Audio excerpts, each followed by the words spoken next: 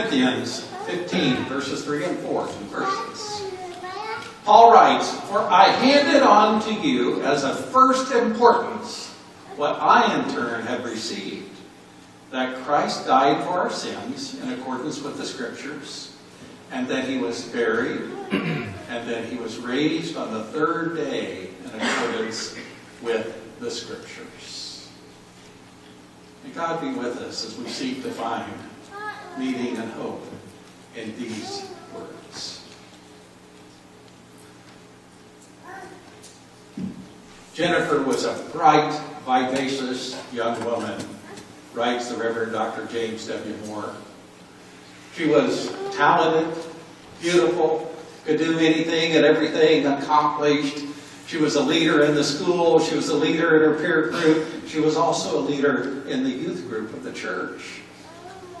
One Sunday evening during youth, it's a large church, and she gave the little sermonette for the youth that night. Did a beautiful job. I suppose James Moore remembers this particular night because the next morning he said he got a telephone call, and this beautiful young woman, Jennifer, was in the hospital, but not just in the hospital.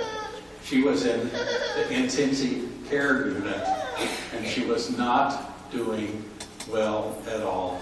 In fact, it was almost as if she were in a comatose state. Dr. Moore says he went to the hospital, went into the room. She was non-communicative. She was really struggling. No communication. He had a prayer with her. He said he went back out and talked to her mother, who was obviously devastated. He couldn't figure out what in the world was going on. And he said, well, last night she was fine. And she did such a beautiful job. I mean, at a youth group. And now this? Did anything happen? And her mother said, well, she did get a telephone call last night.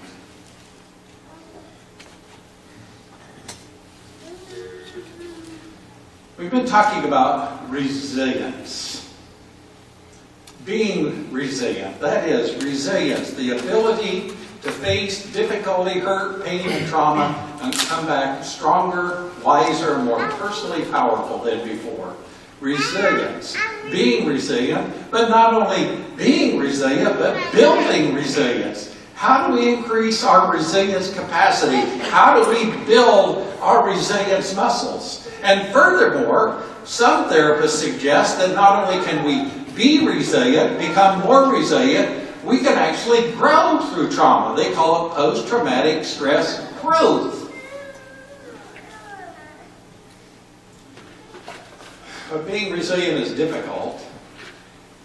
Being resilient means we deal with all sorts of things life throws at us. But one of the more difficult things we experience, as I've been doing some reading this week, is rejection. How do we deal with being rejected? How can we be resilient when we are rejected? I don't even like to talk about it. I mean, if I talk about being rejected, you all may decide to reject me. I don't know. I'll give you the notion.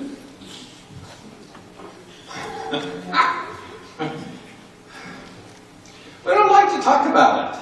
And we all know rejection. I can guarantee you right now, every one of us are more than likely thinking of a time we've been rejected, maybe more than one. Now, we may be avoiding thinking about that one time. But we all know rejection way too well. Oddly enough, and I didn't know this, but that's not surprising that I didn't know something, is it?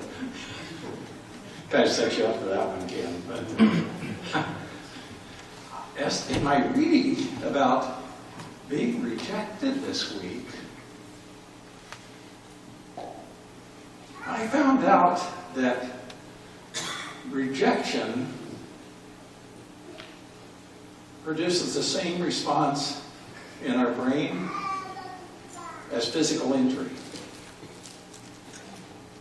In brain studies, they've discovered that when we experience rejection, we hurt the same, just as badly and in the same way as when we break a bone in our foot or break a leg. Now, of course, the intensity of it differs among people, but I thought, wow, I knew rejection didn't feel good. I knew it hurt. I knew I didn't like to be rejected. I know I'm terribly upset when I feel as if I did reject somebody or when I do reject somebody. But to think about it in terms of it causes the same type of pain, the same pain response as hurting yourself. Wow.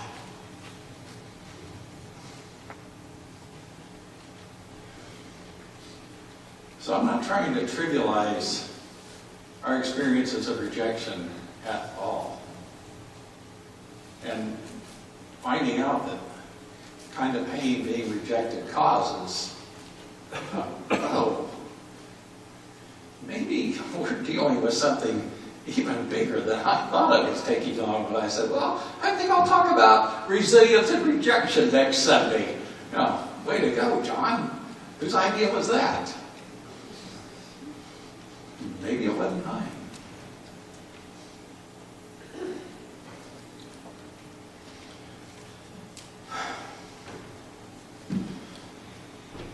Jennifer's mother said to Dr. Moore, yeah, she got a phone call last night, and it was someone from this sorority that she applied to get into, and they told her she'd been blackballed. And she just crumpled to the floor. We couldn't get any response from her, so we called 911, and here she is. Now, as far as I know, I've never been blackballed. But as I understand the process, it's like if you want to get in a certain group, then everybody has two marbles, a white one and a black one. And I think sometimes I've heard that you line up and you go past a little box and you drop either a white ball or a black ball in, and it takes one person anonymously bid on the black ball and you're rejected.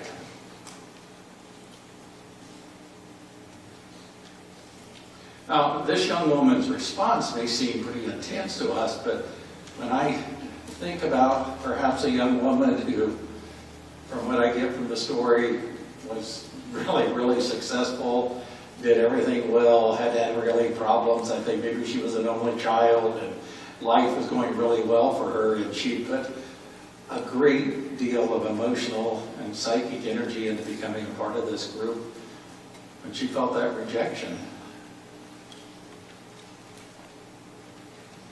Well, if rejection impacts us the same way physical pain does, she felt it.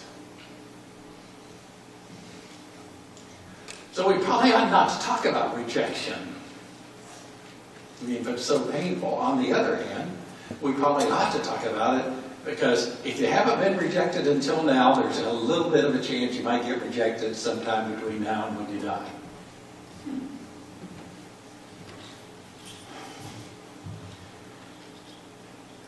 It's kind of like patience. Now, somebody will say, oh, I'm going through such an intense time. God must be testing me. God must be trying to give me patience. And I say, oh my goodness, you didn't pray for patience, did you? Because if you pray for patience, there's only one way God can answer, and that's to test you.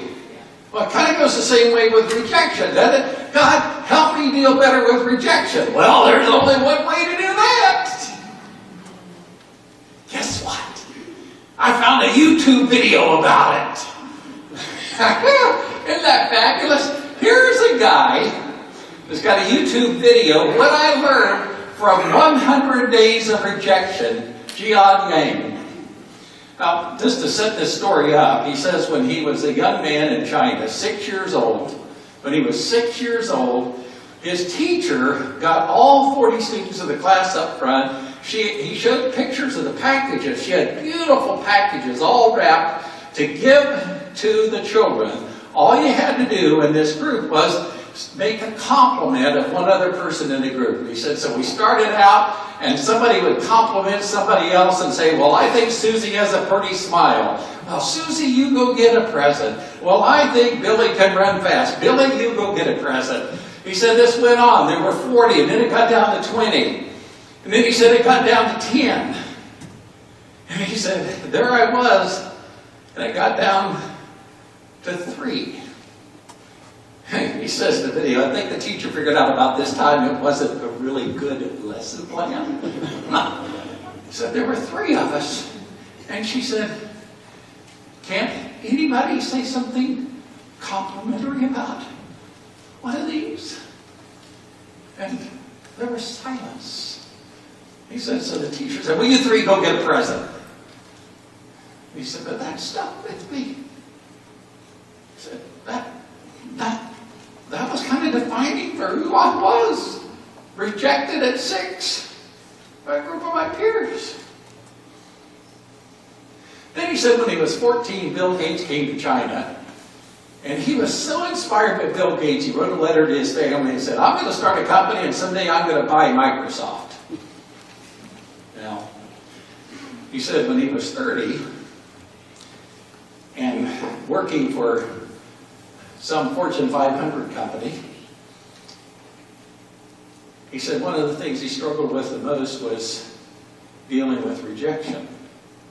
He said there was a real battle between the 6-year-old me, who got totally rejected, and the 14-year-old me who was going to take over the world. He said the 6-year-old me tended to win out almost all the time.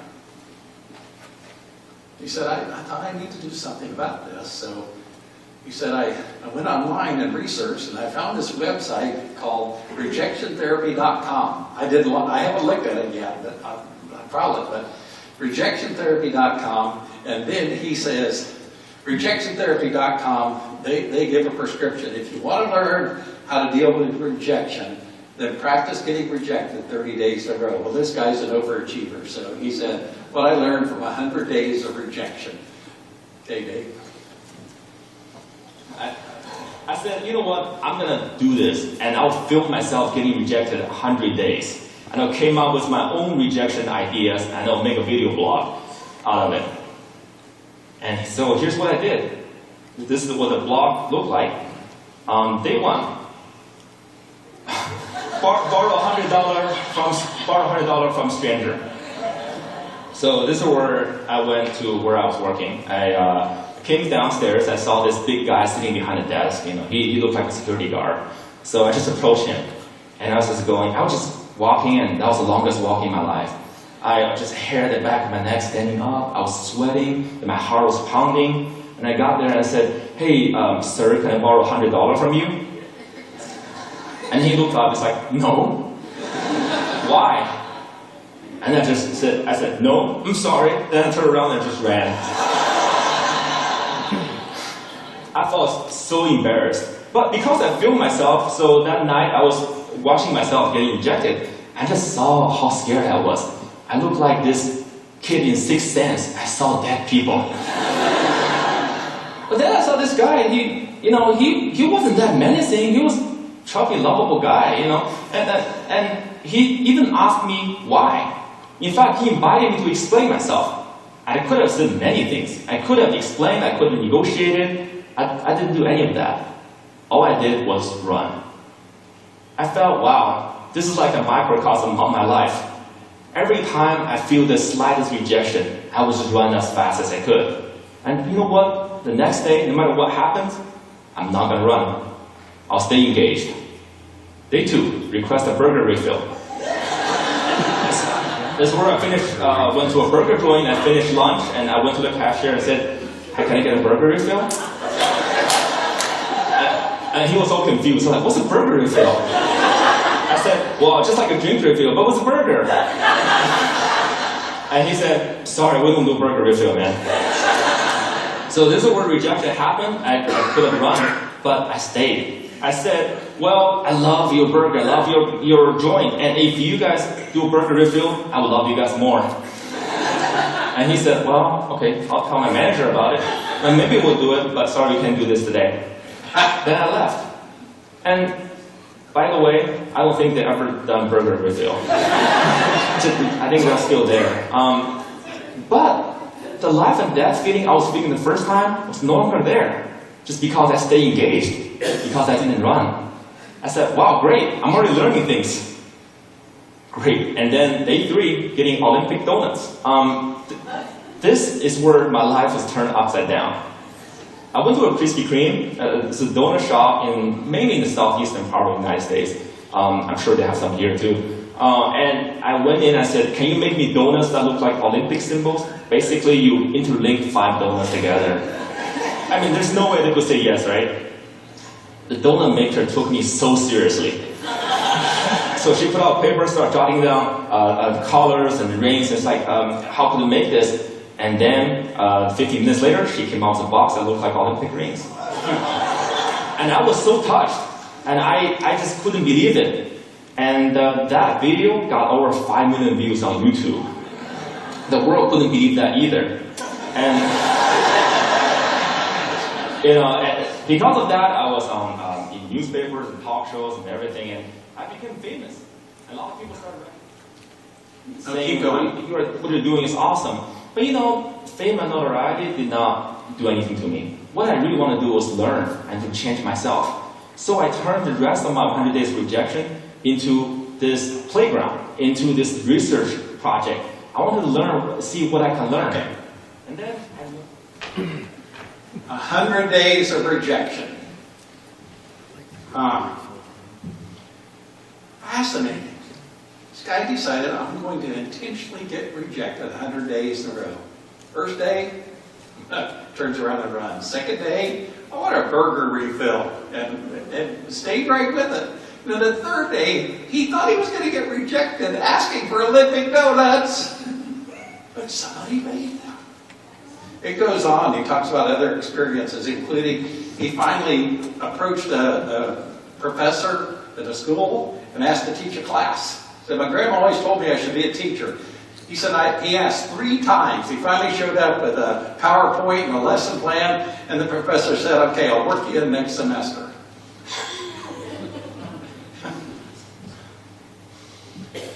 Well, resilience, being resilient, becoming resilient, it's a matter of perspective. We've already talked about that. Reframing our life, reframing what happens, seeing what's going on in our life in a different way, learning. But if being rejected hurts us in the same way as being physically injured, is this really a good idea to go out and be intentionally rejected? I mean, I don't know. I'm struggling with this because, I think we need to learn to deal with it. I mean, I'd rather not talk about it. I do everything I can to avoid being rejected. I work really, really hard at avoiding rejection in any way, shape, and form I can. And when I do mess up and get rejected, I typically blame myself and say, well, it's my fault I got rejected. And yet, here's somebody saying, hey, if you want to deal with rejection, go get rejected. Now, when I was in junior high, there was no such thing as middle school. When I was in junior high, one guy, I can tell you his name, one guy came by and pounded me on the arm every day.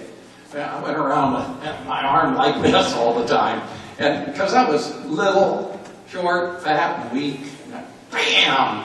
Oh, it hurt. Well, is that what we're supposed to do? Say, okay, well, start bashing my arm every day. and then I'll get used to it. So I'm going to learn to be rejected every day and then I'll get used to it? I don't know. Seems like a good idea. At the same time, are we supposed to intentionally cause ourselves harm? Going to have to think about this one.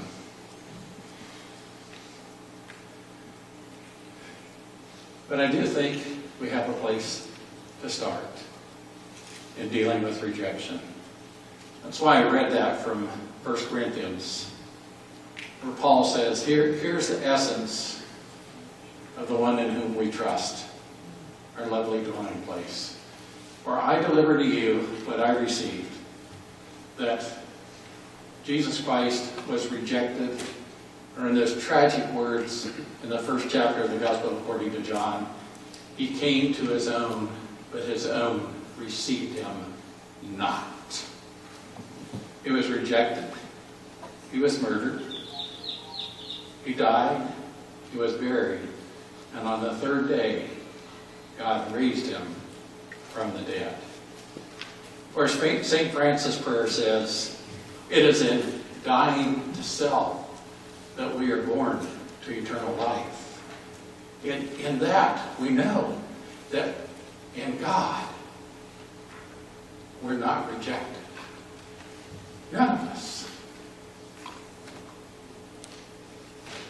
Not only does God love us, God accepts us and embraces us, every one of us. I've read these quotes before. They kind of seem to fit today. First to Henry Nouwen, where he writes, over the years I've come to realize that the greatest trap in our life is not success, popularity, or power, but self-rejection. Success, popularity, and power can indeed present a great temptation, but their seductive quality also often comes from the way they are part of a much larger temptation to self-rejection. When we have come to believe that the voices that call us worthless and unlovable, then success and popularity and power are easily perceived as attractive solutions. The real trap, however, is self-rejection. As soon as someone accuses me or criticizes me, as soon as I am rejected, left alone, or abandoned, I find myself thinking, well, that proves once again that I am nobody. My dark side says, I am no good. I deserve to be pushed aside, forgotten, rejected, and abandoned. Self-rejection is the greatest enemy of the spiritual life because it contradicts the sacred voice that calls us the beloved. Being the beloved constitutes the core truth of our existence. Paul Tillich writes, you are accepted by that which is greater than you, and the name of which you do not know. Do not ask for the name now. Perhaps you will find it later. Do not try to do anything now. Perhaps later you will do much. Do not seek for anything. Do not perform anything. Do not intend anything. Simply accept the fact that you are accepted. So that's where we start. And it may be important that we do learn how to deal with rejection as the video goes on. I used to think I have to accomplish all these things, have to be a great entrepreneur or learn, get a PhD to teach. But no, I just asked and asked to teach. And in that picture, which you can see, I quoted Martin Luther King Jr. Why? Because in my research, I found that people who really change the world, who change the way we live and the way we think, are the people who were met with initial and often violent rejections. People like Martin Luther King Jr., like Mahatma Gandhi, Nelson Mandela, or even Jesus Christ. These people did not let rejection define them. They let their own reaction after rejection define themselves. And they embrace rejection. These people did not let rejection define them. Maybe that's a piece of the key. In dealing with rejection, yes, rejection hurts, but can we keep it from defining us? I think most of us who've had a physical injury, on the whole, don't define ourselves by that injury. I mean, I hurt my hand a couple of weeks ago. I don't define by that. Oh, hi, I'm John. I've got a hurt hand. I did that to a few people I know, but that's not the way we define ourselves. But sometimes we can define ourselves by rejection. Push back just a little bit. Perspective. He said that in his research, he found that the people who change the world or change the way we think, believe, and behave are the people who are typically most violently rejected.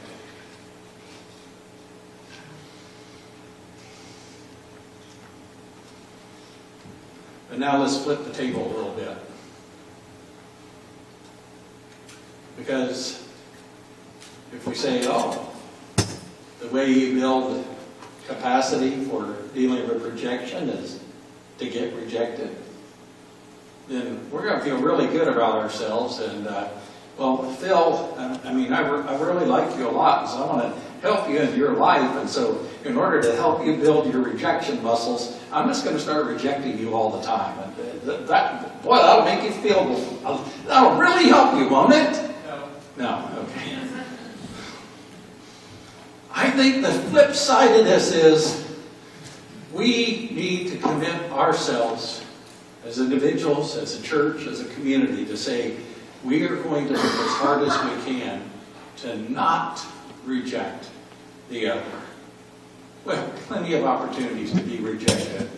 We don't need to add to it. Simultaneously, though, I think we may be able to be a little bit playful. I'm not ready to commit to 100 days yet of being rejected. But it does make me think and say, where do I go from here? In the research I found that one of the more powerful ways of dealing with rejection is to first of all understand we are accepted by God. To accept ourselves as we are, which I sometimes find extremely difficult for me. But the other piece is when you experience rejection, find people with whom you can surround yourself who do accept you no matter what. The few things I've read says that when you surround yourself with people who include you and accept you, that can help you process your rejection, no matter how painful. Dr. Moore said after he visited the young woman Jennifer, he went back to his office and he got to thinking, and he said he called the president of the youth group in this large church, and he said, I don't want to betray any confidences, but Jennifer's in the hospital. And of course, there was this, well, what in the world happened? Well, we really don't know. And he said she went through a very painful experience. And I just wondered, do you think there's anything the youth group could do? And whoever this kid was, a young person said, don't worry, we'll handle it. So he got 20 young people together, and they went to the hospital and barged into a room. I'm sure it was a great delight to the hospital people that these 20 kids coming barging into ICU. And they took balloons and cards and little fun presents and stuffed animals, and they went in and they started saying, hi, we're here, we just want you to know it's okay. And at some point, the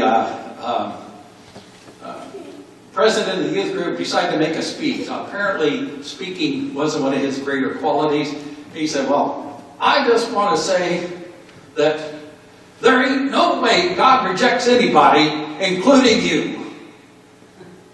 And suddenly, with this brilliant little speech, she started laughing.